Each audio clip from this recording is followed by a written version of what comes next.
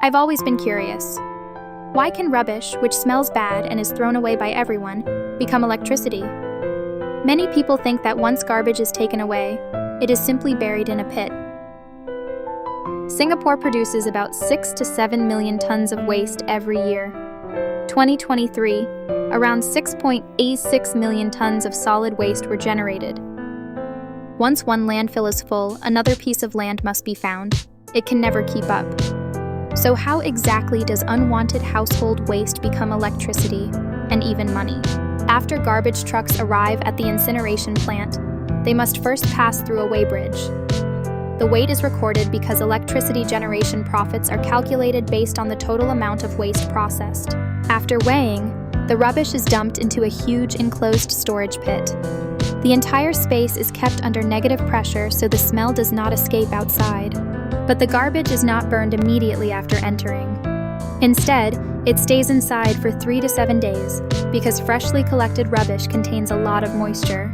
The waiting period allows the waste to naturally drain and ferment, removing excess water so it burns more efficiently. During fermentation, methane produced by microorganisms can even be collected and reused. Once the rubbish becomes drier, it goes through another round of sorting. Magnetic separators remove iron and metal pieces. Glass and stones that cannot burn are also removed because these materials not only fail to burn, but may damage the equipment. The sorted metals can even be sold for recycling. Only the truly burnable parts are allowed into the incinerator. Then giant mechanical claws begin working. One grab can lift dozens of tons of rubbish and feed it into the furnace through a conveyor system. The furnace temperature is usually kept above 850 degrees all year round. This is because dangerous pollutants like dioxins in the waste must remain above 850 degrees for more than 2 seconds to completely decompose. If the temperature is too low, toxic substances may escape directly into the smoke. At the bottom of the incinerator is a slowly moving conveyor, constantly turning the waste like stir-frying food, ensuring every piece fully contacts the flames. After the garbage is burned, what happens to the hot smoke? Directly releasing it would obviously be impossible. But letting the heat go to waste would also be a pity. So the smoke, reaching temperatures of 800–1000 degrees, passes through a waste heat boiler. Cold water inside the boiler is instantly heated into high-pressure superheated steam. This steam acts like an invisible giant hammer, rushing into a turbine and spinning huge blades at speeds of around 3,000 revolutions per minute. Once the turbine spins, the generator behind it begins producing electricity. The electricity then passes through transformers, enters the city power grid, and finally flows into thousands of homes.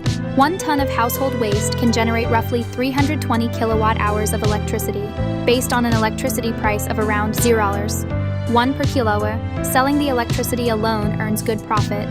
According to the Energy Market Authority, Singapore and SP Group, the regulated tariff is about 29.72 cents per kilowatt-hour with GST for April-June 2026. Can you imagine if an incineration plant processes 1,000 tons of garbage per day? In Singapore prices, 320 S.Y.R, $297.95 worth of electricity. So 1 ton of rubbish can roughly power a small household for several weeks. But the truly expensive part is not the incinerator itself. It is the smoke purification system. Because smoke from burning garbage contains nitrogen oxides, sulfur compounds, heavy metal particles, and many toxic substances. If directly released, the pollution would be even worse than landfill. So the smoke first goes through ammonia injection for denitrification, then lime powder for desulfurization. Activated carbon absorbs remaining toxic substances, and finally bag filters remove tiny particles. Only after meeting all environmental standards can the smoke be safely released. After incineration, bottom ash and slag remain, accounting for about 15 to 20% of the original waste volume. After treatment, these residues can be turned into eco-friendly bricks or used as road construction materials.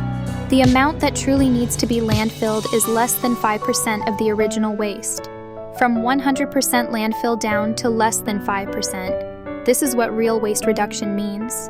Waste-to-energy plants are like giant money-printing machines operating 24 hours a day.